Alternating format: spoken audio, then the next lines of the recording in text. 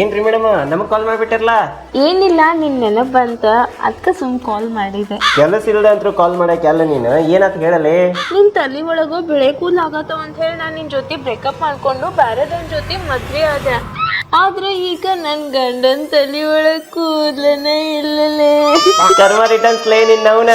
ಇರ್ಲಿ ಬಿಡಲೆ, ಆಗೋದೆಲ್ಲ ಒಳ್ಳೇದಕ್ಕ. Nucleus mall ಹತ್ರ ಇರೋ ಬಾಟಾ ಶೋರೂಮ್ ಕಡೆ ಬಾ, ನಿನ್ ಪ್ರಾಬ್ಲಮ್ಗೆ ಸೊಲ್ಯೂಷನ್ ಕೊಡಿಸ್ತೇನೆ. ಆಯ್ತು, ಬರ್ತೀನಿ. ಎಲ್ಲಿ ಕರ್ಕೊಂಡ್ ಬಂದಿನಿ ನಂಗ? ಬಾಲಿ ಹೇಳ್ತೇನೆ ನಿನಗೆ, ಎಲ್ಲಿ ಕರ್ಕೊಂಡ್ಬಂದಿನಿ. ನಡಿ ಅಲ್ಲಿ ಒಳಗೆ ನಡಿ.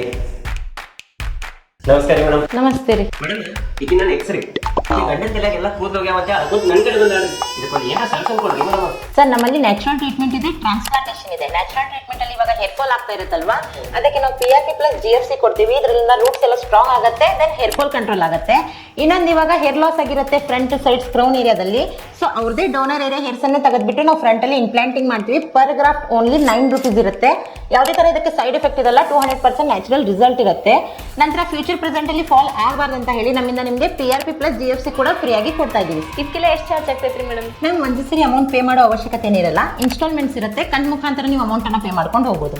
ಆಯ್ತು, ಹಂಗಿತ್ತ ನಾಳೆ ನನ್ನ ಬಾಡ್ಲಿ ಗಂಡನ ಕರ್ಕೊಂಬ ಮೇಡಮ್, ನಾವು ಬರ್ತೀವಿ.